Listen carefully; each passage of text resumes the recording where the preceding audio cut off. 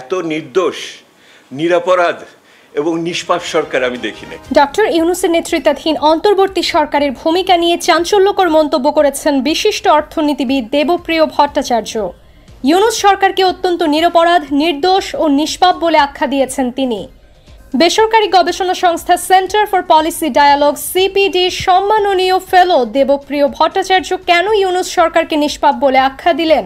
ট্রাম্পের শুল্ক ইস্যুতে সরকারের ভূমিকা কি? এ নিয়ে এত গোপনীয়তাই বা কেন, জানবো সেসব বিষয়ে।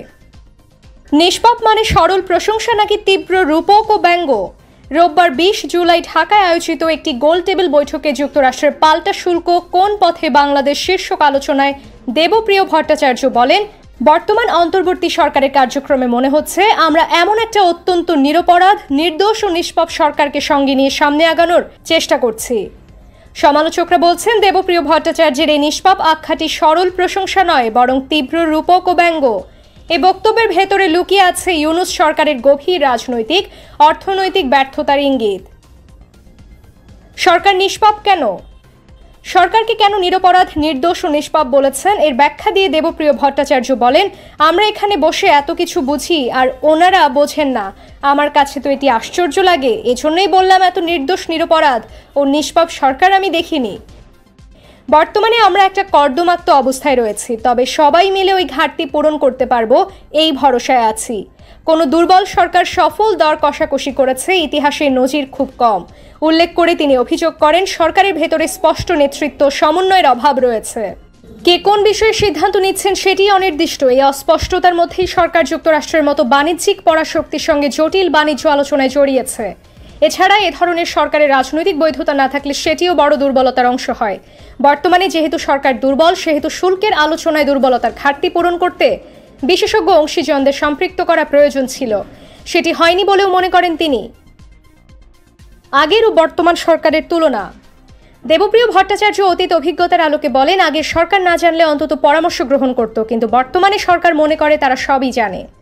এখনকার সরকারের কাছে গেলে তারা বলেন, এসব নিয়ে আপনারা চিন্তা করবেন না, অথচ তাদের কাজের ধরনই প্রমাণ করে পরামর্শ বা বিশ্লেষণ নেওয়ার প্রয়োজনীয়তা তারা উপেক্ষা করছেন বলে মন্তব্য করেন দেবপ্রিয়।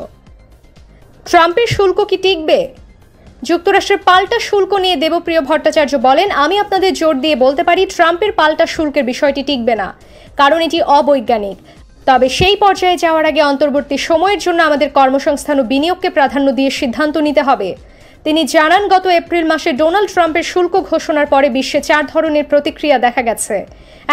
কোনো দেশ প্রতিশোধমূলক পন্থায় গেছে। চীন, ইউরোপীয় ইউনিয়ন, কানাডা, মেক্সিকো সহ যাদের কোমরে জোর আছে, যাদের বাজার বড়, তারা পাল্টা শুল্ক বাড়ানোর চেষ্টা করেছে। 2, অনেকেই যুক্তরাষ্ট্রকে একতরফাভাবে বাণিজ্য সুবিধা দিয়ে দিয়েছে। বাংলাদেশও এই প্রক্রিয়ায় দর কষাকষি করছে। 3, অনেকে পরিস্থিতি যৌথভাবে মোকাবিলা করার চেষ্টা করেছে।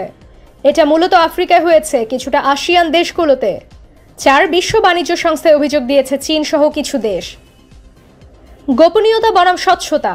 যুক্তরাষ্ট্রের সঙ্গে করা গোপনীয়তা বা নন ডিসক্লোজার এগ্রিমেন্ট নিয়েও দেবপ্রিয় সরব ছিলেন। তার মতে সরকারের উচিত ছিল গোপনীয়তা নয়, বরং একটি নন পেপার ইস্যু করে স্বচ্ছতা নিশ্চিত করা। এভাবে বাণিজ্য আলোচনা সবার কাছে উন্মুক্ত না হলে অংশীজনদের মতামত কখনোই আসবে না। পাল্টা শুল্ক মোকাবেলায় কি করণীয়? যুক্তরাষ্ট্রের পাল্টা শুল্ককে মোকাবিলা করতে হলে বড় ধরনের কাঠামোগত প্রয়োজন বলে জানান দেবপ্রিয় ভট্টাচার্য। তিনি বলেন, এটা শুধু শুল্ক দিয়ে সমাধান করা যাবে না। বাংলাদেশ আগামী দিনে কোথায় থাকবে এই ভবিষ্যৎ চিন্তাটা আরেকটু বিস্তৃত পরিসরে করা প্রয়োজন।